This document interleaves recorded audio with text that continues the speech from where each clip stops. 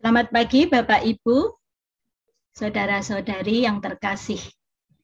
Senang rasanya bila hari ini Tuhan berikan hari baru buat kita.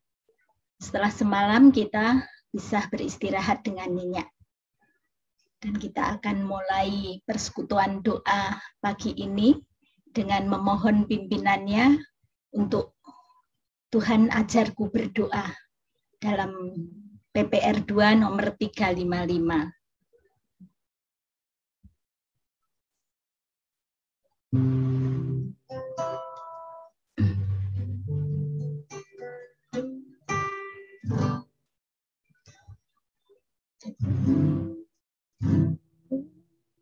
Tuhan ajarkan ku berdoa, ini doaku setiap hari. Ku ingin tahu kehendak-Mu, Tuhan ajarkan ku berdoa. Aku dalam, Kau dalamku, menjadi satu, ku memohon. Beriku kuasa dalam Tuhan, hidup bersama sesamaku. Tuhan berikan kuasa doa dalam dunia penuh dosa. Banyak yang mati tanpa harap. Tuhan berikan kuasa doa. Aku dalam-Mu, Kau dalamku, menjadi satu, ku memohon. Beriku kuasa dalam Tuhan, hidup bersama sesamaku. Kita akan awali dengan berdoa. Bapa yang di surga, terima kasih untuk hari ini. Tuhan, setelah semalam kami boleh beristirahat dengan nyenyak dan bangun dengan tubuh yang sehat. Kami bersyukur Tuhan, karena hari-hari kami Tuhan senantiasa memelihara. Tuhan, kami bersyukur juga karena Tuhan memberikan kami kesehatan dan senantiasa memberkati setiap yang menjadi kebutuhan kami. Kami juga mohon ampun Tuhan akan dosa dan salah kami, supaya doa-doa kami tidak menjadi penghalang di dalam kami berdoa kepada Engkau ya Bapa. Kami ingin menyerahkan jam persekutuan doa dari awal, pertengahan hingga akhirnya ke dalam pimpinan-Mu. Biarlah Roh-Mu Tuhan yang akan menyertai kami. Setiap pikiran, hati, dan tindakan kami serahkan dalam kendali-Mu ya Tuhan. Hanya di dalam Tuhan Yesus Kristus kami berdoa. Amin. Kita akan, sebelum renungan, kita akan menyanyikan Tuhan Yesus setia. Tuhan yang senantiasa baik, yang mengerti tetesan air mata dalam bahasa kita sehari-hari.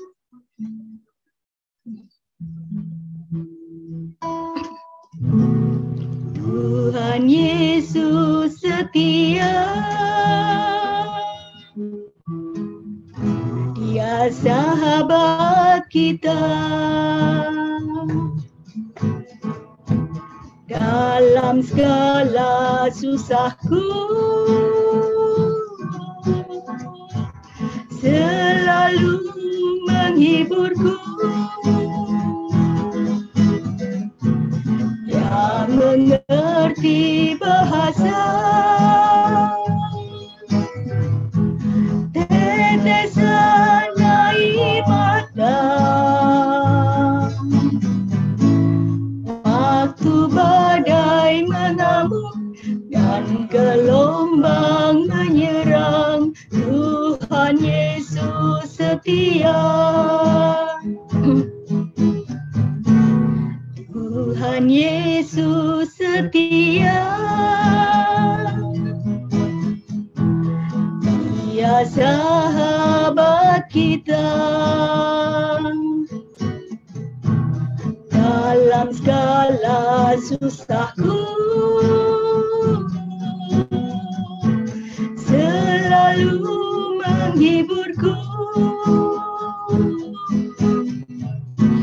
Yang mengerti bahasa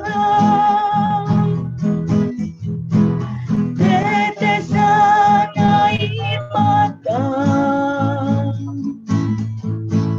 waktu badai mengamuk dan gelombang menyerang, Tuhan Yesus setia.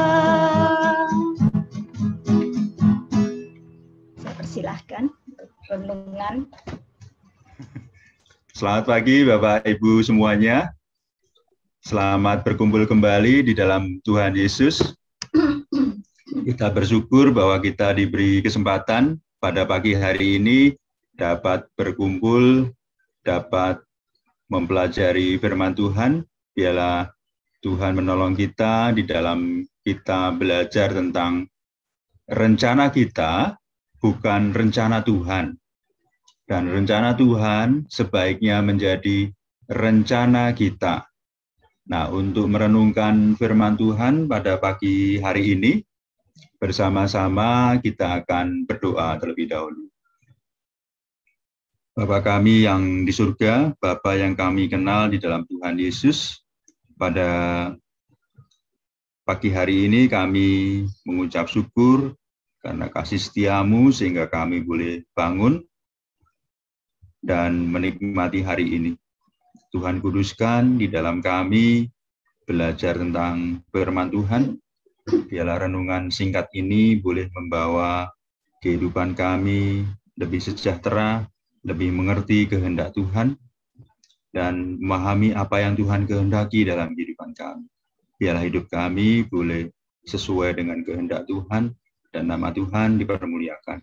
Di dalam Tuhan Yesus kami percaya. Amin. Jika kita membuka Amsal 16 ya. Amsal 16 ayat 9, kita bisa membaca, hati manusia memikir-mikirkan jalannya, tetapi Tuhanlah yang menentukan arah langkahnya. Dalam pengalaman hidup kita setiap hari, kita sering mengalami kejadian di luar pikiran kita ya. Misalnya kita ada kegiatan, kemudian kita melakukan, ternyata tidak seperti yang kita bayangkan. Seperti yang terjadi dalam kehidupan saya sendiri gitu ya.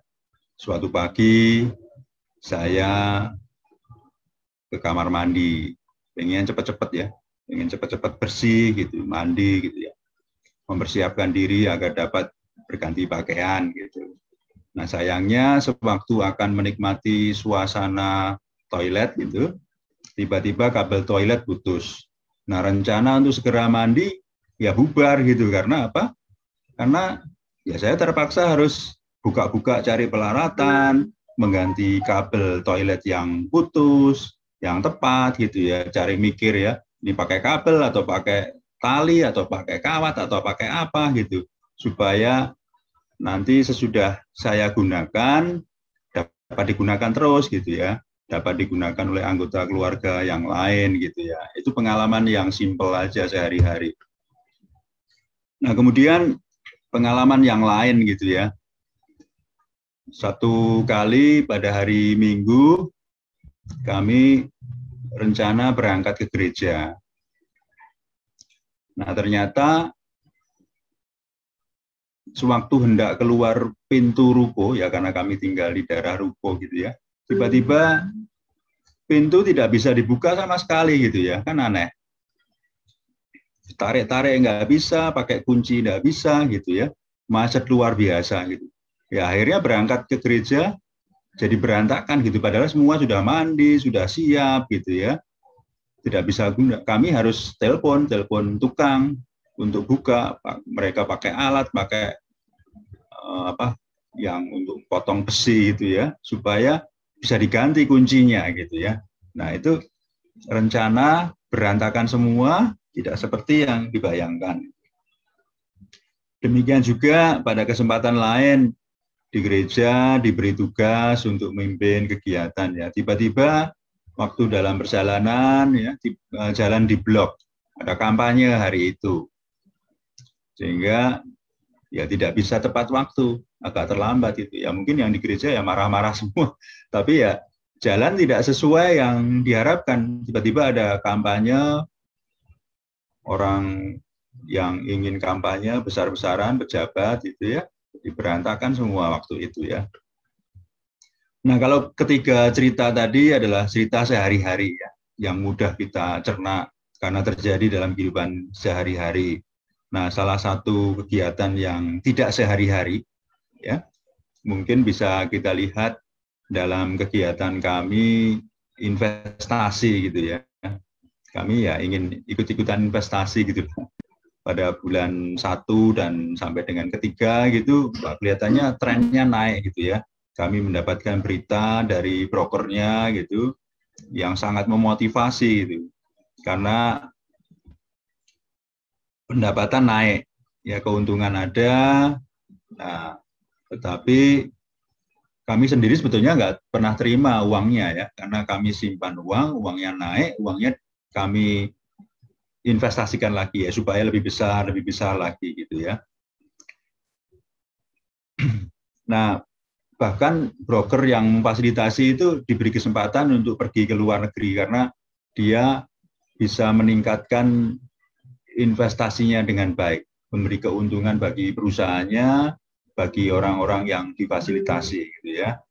Mungkin tokoh yang kalau Bapak Ibu Tumion itu ya, Tumion dulu kan itu sebetulnya teman tetangga saya gitu, orang-orang di BI gitu ya, cerita ya dia berhasil gitu ya, sehingga dia jadi orang yang bisa menjadi pejabat di bidang investasi waktu itu ya. Nah, pada bulan-bulan berikutnya investasi tidak seperti yang diharapkan ya, bukannya makin menguntungkan tapi langsung turun sampai akhirnya ya kami kapok investasi lagi gitu, karena tidak sesuai dengan rencana. Bukannya mendapatkan keuntungan, ya akhirnya modal hilang semua gitu ya.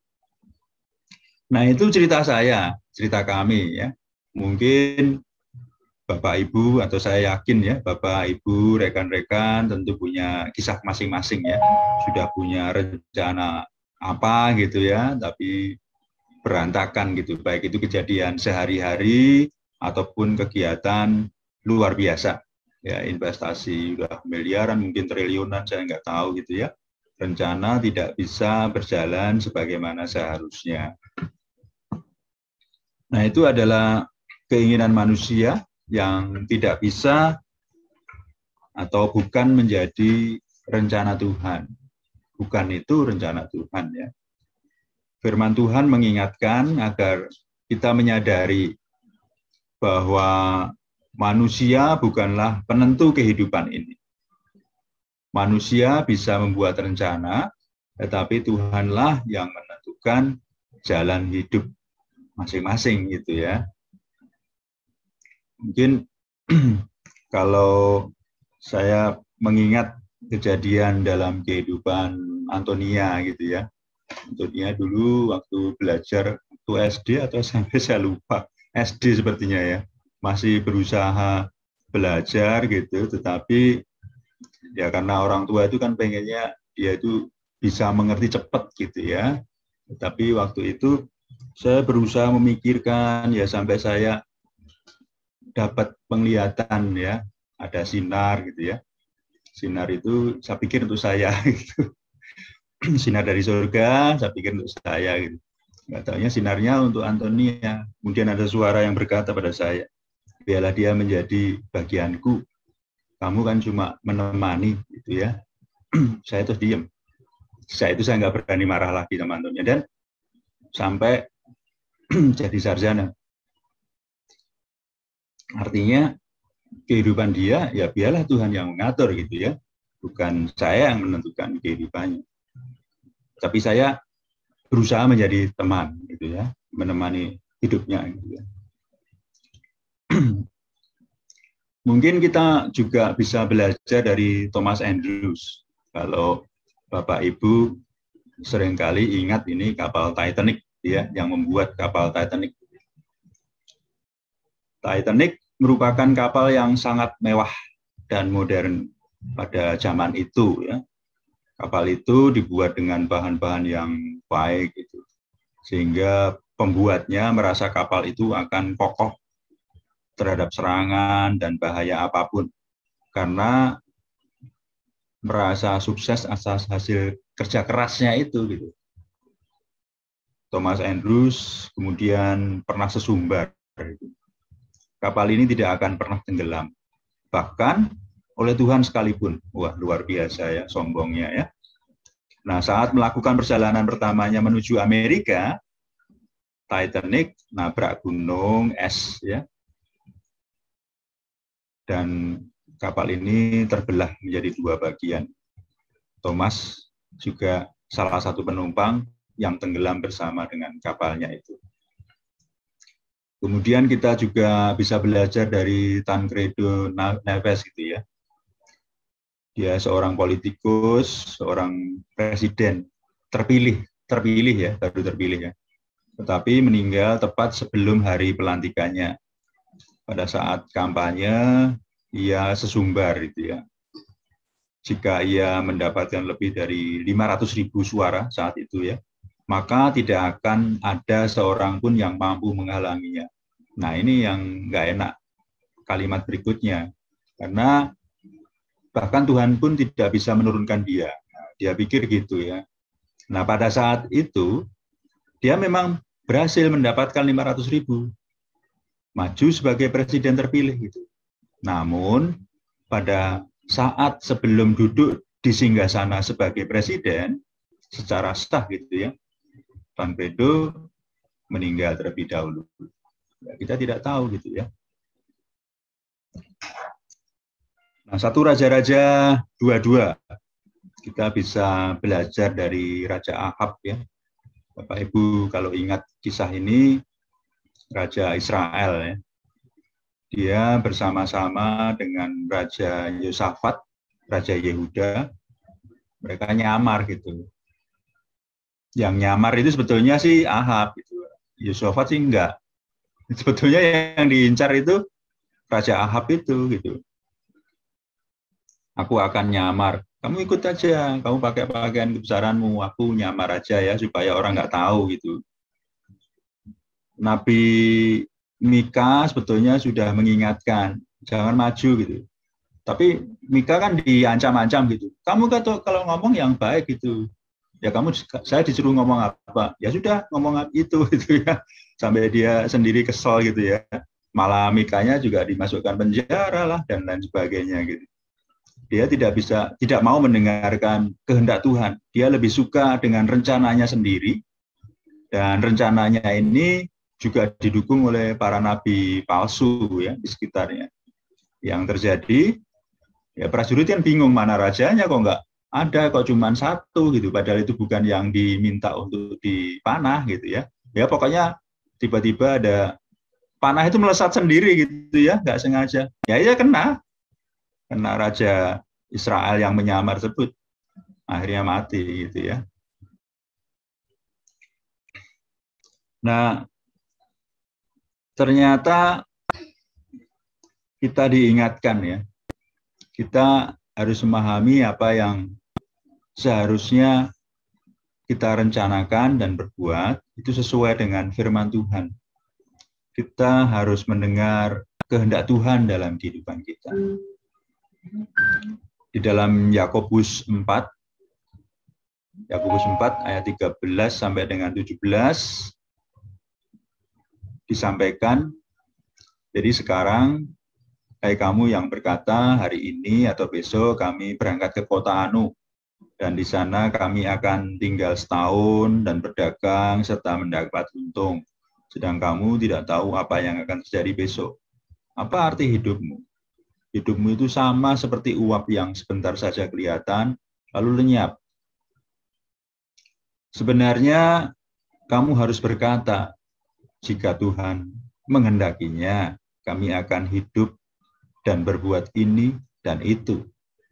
Tetapi sekarang kamu memegahkan diri dalam congkakmu, dan semua kemegahan yang demikian adalah salah. Jadi jika seorang tahu bagaimana ia harus berbuat baik, tetapi ia tidak melakukannya, ia berdosa.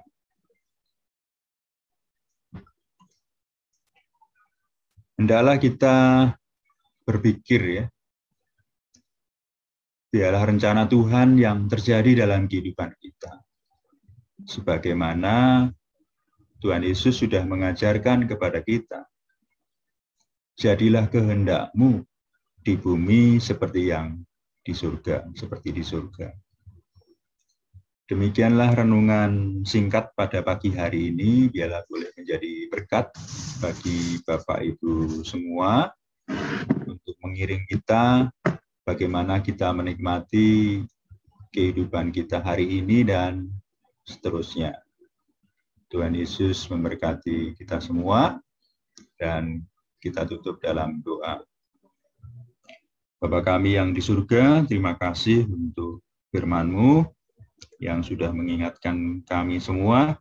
Biarlah kami boleh merenungkannya dan melakukannya dalam kehidupan kami sehari-hari. Biarlah kehidupan kami boleh menjadi berkat karena kasih setia-Mu.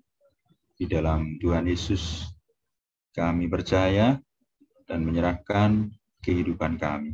Amin. Kami kembalikan kepada Diaken Widodo.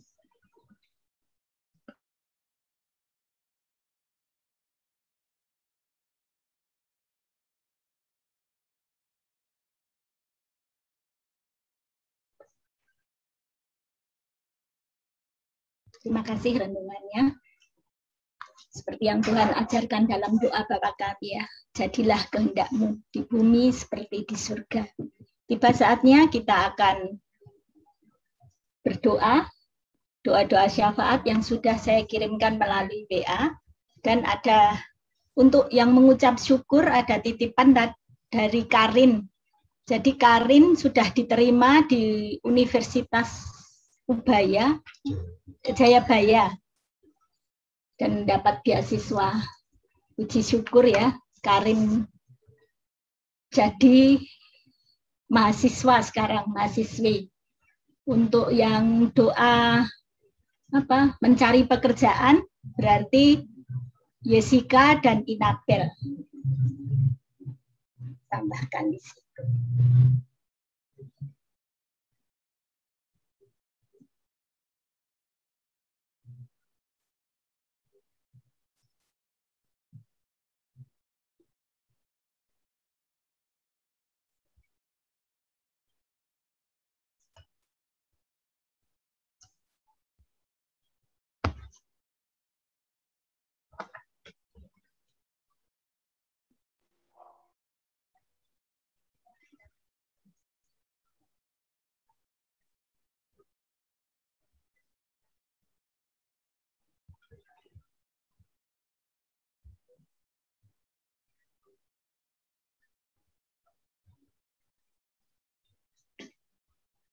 sebelum doa syafaat kita panjatkan, lagu terakhir kita akan pujikan betapa baiknya Engkau Tuhan.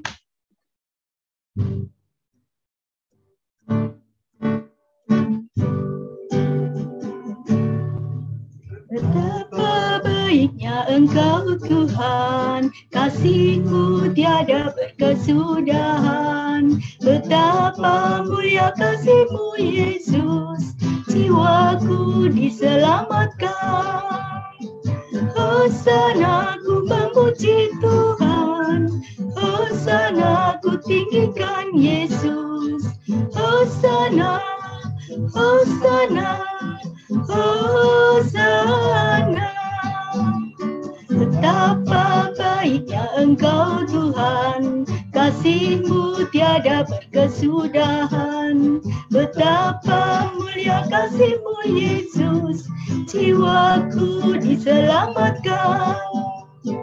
Hosana ku memuji Tuhan, hosana ku tinggikan Yesus. Hosana, hosana, hosana. Nanti doa penutup saya silakan Pak Edi ya. Mari kita berdoa. Bapa di surga, sungguh kami bersyukur pagi hari ini kami boleh bersama-sama bersekutu di dalam doa yang Tuhan pimpin dan Tuhan berikan ke kami. Terima kasih untuk kesempatan yang Tuhan percayakan bagi kami. Kami mensyukuri khususnya untuk Indonesia yang sudah berusia 76 tahun. Kami mensyukuri biarlah bangsa kami menjadi Indonesia yang tangguh, Indonesia yang tumbuh, yang kami kerjakan bersama-sama ya Tuhan. Menghadapi situasi sulit apapun, khususnya di masa pandemi ini, dan bersyukur ada titik cerah yang baik bagi bangsa dan negara kami. Biarlah menjadikan satu titik balik bagi bangsa Indonesia, khususnya dalam menangani COVID-19 ini. Kami boleh menjadi negara yang tangguh dalam segala sesuatu, dan terus bertumbuh dalam segala sesuatu ya Tuhan. Terima kasih untuk bangsa dan negara kami yang berusia 76 tahun. Dan terima kasih juga untuk renungan pada pagi hari ini yang boleh mengingatkan pada kami semua yang terjadi adalah rencana Tuhan, bukan rencana kami semata. Kami pagi hari ini berdoa untuk seluruh jemaat GKI Pengharapan, ya Tuhan juga melimpahkan berkat terbaik bagi kami semua. Dimanapun kami berada, apapun yang kami kerjakan pada hari ini, semuanya menyenangkan dan memuliakan nama Tuhan. Secara khusus pagi hari ini kami berdoa untuk Opung di dalam segala kelemahan tubuhnya. Kami bersyukur tadi malam kami mendapat kabar Opung sudah dipindah ke rumah perawatan biasa, dan Tuhan terus menyempurnakan segala pemulihan yang ada dalam diri Opung. Dan kami menyerahkan juga untuk pemulihan Bu Eni dan juga untuk Bu Suraji, yang Tuhan juga berikan kekuatan, kesehatan hari demi hari Tuhan. Bersyukur untuk ibadah dan juga untuk untuk baptisan pada minggu yang lalu, ya Tuhan juga akan terus memberkati untuk Matthew dan juga untuk Gerard di dalam perjalanan imannya bersama dengan Tuhan. Bila senantiasa Matthew dan Gerard tumbuh di dalam iman percaya hanya kepada Engkau Tuhan. Apapun yang terjadi di dalam kehidupan mereka, berdiri tegak di dalam Tuhan dan berjalan bersama dengan Tuhan. Yang menyerahkan untuk vaksinasi yang terus dilakukan oleh pemerintah Indonesia. Bila kami semua ambil bagian dan bangsa Indonesia dengan kesadaran tinggi mengambil bagian ini. Kami bersyukur untuk target yang besar di bulan ini. Kiranya ada 100 juta penduduk Indonesia yang bisa divaksin. Dan Tuhan menyatakan melalui hal yang sudah direncanakan dan dipikirkan oleh bangsa dan negara kami. Terima kasih Tuhan. Kami menyerahkan juga untuk PPKM yang terus berlangsung di Indonesia ini. Dan Tuhan juga memberkati, memimpin. Kami boleh melakukan segala aktivitas kami yang meskipun terbatas, kami tahu ini semua juga ada di dalam pimpinan Tuhan dan juga rencana Tuhan. Bila kami mengerjakan yang terbaik yang ada dalam diri kami. Terima kasih Tuhan, dan menyerahkan seluruh doa ini hanya di dalam satu nama, yaitu Yesus Kristus, Allah kami yang hidup. Amin. Kita pujikan Bapa, terima kasih. Bapa